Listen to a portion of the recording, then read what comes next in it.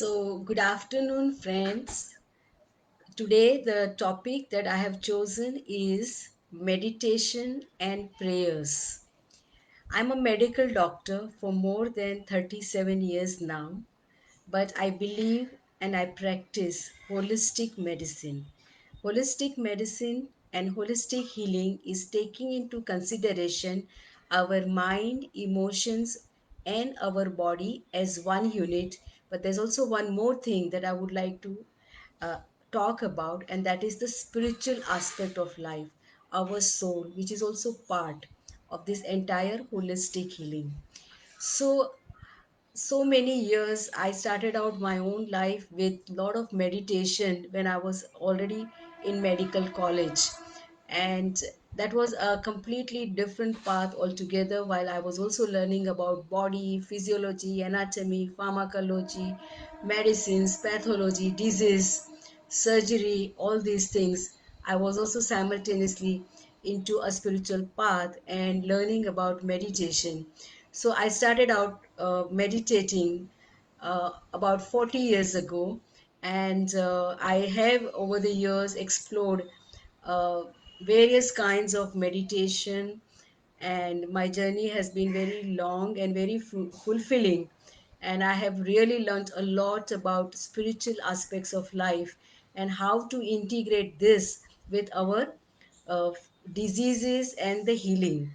So I'm sure many of you must have heard name of Louis Hay, who talked about how various parts of our body or organ or diseases are associated with various mental and emotional thoughts or patterns that we have. So that is very very important, that this book she wrote is called as You Can Heal Your Life. And I was very fortunate that I came across such books very early in life. That was as soon as it was published, maybe more than whatever 30 years ago. I had and I read some of these fantastic books, and my perspective about medicine and healing completely changed after that. So Louis Hay's book, You Can Heal Your Life, and there are other books like Vibrational Medicine by Dr. Richard Gerber. This is one of the very big basic volume talking about the vibrational or the energy remedies, which even till today the world knows very little about. But I took on to that path because all the flower remedies are energy remedies, and we started helping our patients with these energy remedies. It has been a very long journey, but very fulfilling, and we've learned a lot about not just the material aspects of life, but also the non material aspects of life, that both have to be treated together and put into alignment. So, there are so many such books available. I did read them very early. One of the very interesting book was by Dr. Bernie Siegel, and it is called as Love, Medicine and Miracle.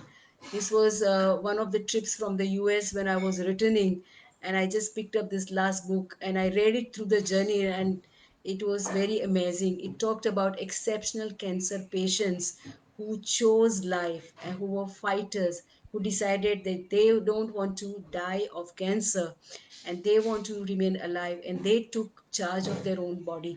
So this book suddenly opened up my own mind and talked about the healing that happens also from the determination of an individual who wants to get out of the disease. So it's just not having a very victim kind of a approach, but exceptional cancer patients just woke up and decided that they want to live and they want to do various steps.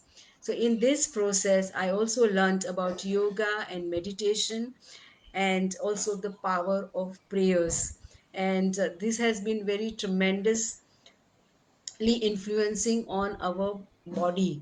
Just yesterday, I watched a video from a medical doctor who is a cardiologist, and he talked about how our heart is associated with our emotions, and how the heart responds to every emotion or every experience that we go through. And it is very very important that one recognizes that how it is connected with even the heart attacks. the stress, all these things are very important part. And I was very happy to see that a cardiologist was talking about it, and he wanted to make it mainstream. If possible, I will share that video. It is also there on TEDx. So now more and more doctors are opening to the holistic healing and are paying attention to the mind, emotions, and also the spiritual aspects. There is another science of holistic healing that I have been learning for last few years, and it is called as anthroposophic medicine, and it was founded by Rudolf Steiner, who was not a medical doctor, but he was an intuitive and psychic, and he channeled a lot of information.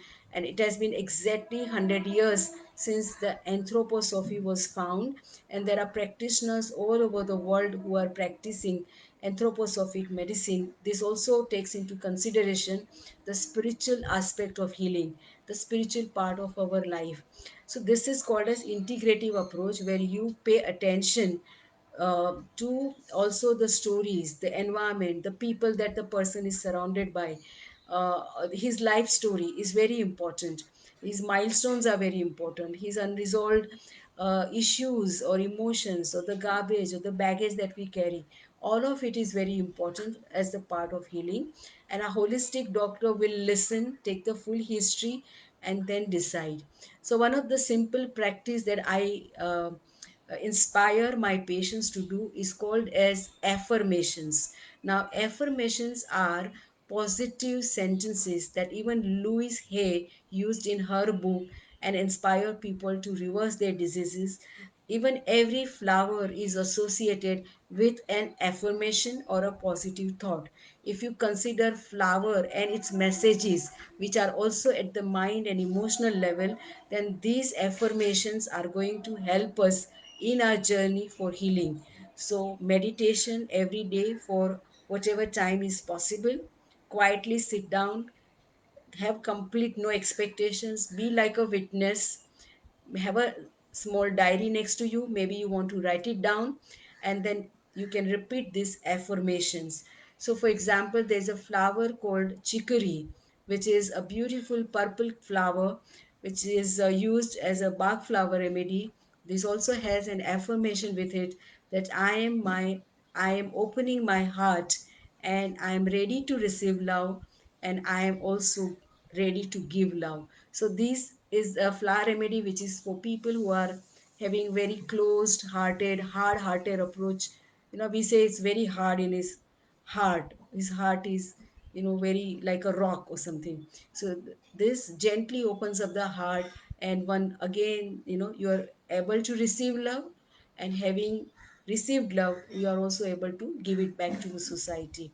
So affirmation would be, I am opening my heart and receiving love, and I am also giving love. So every flower remedy, we also give affirmations, and we inspire people to also do some prayers, whoever they feel connected to, whichever deity or whichever faith they come from, or even an angel that you can call upon, your own personal angel, and you can take help, you can request, and you can pray. I have found tremendous healing happens when you decide to pray, because it's like you are having a direct link, a cell phone link to your own the divine guidance. And then it's like you requesting the creation.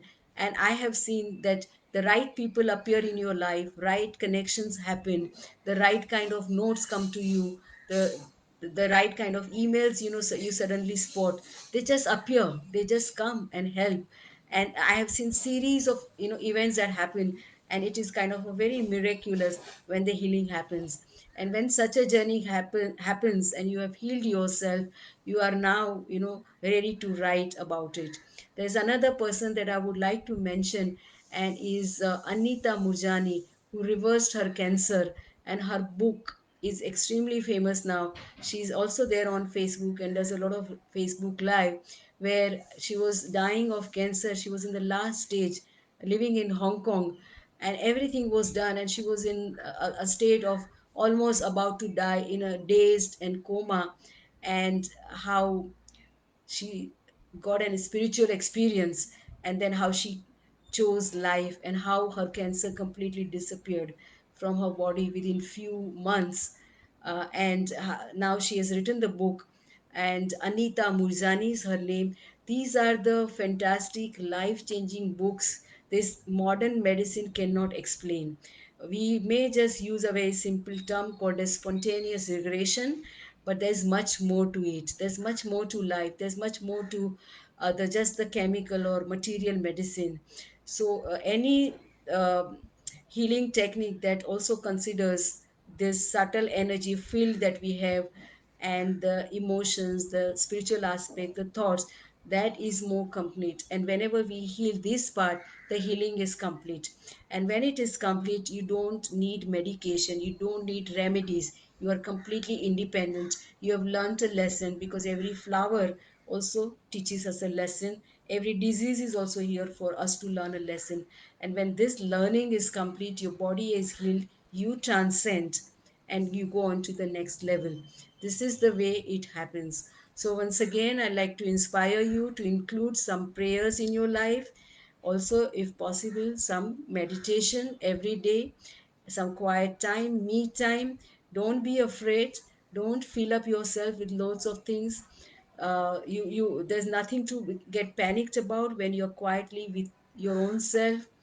You will know yourself even much better. You will find that the source of love, happiness, and strength really comes from within, and you don't need anything else external to feel dependent upon. So, thank you very much for listening to me, and Anjana for being here and commenting and always encouraging me. And thank you also, Mukesh, for being here.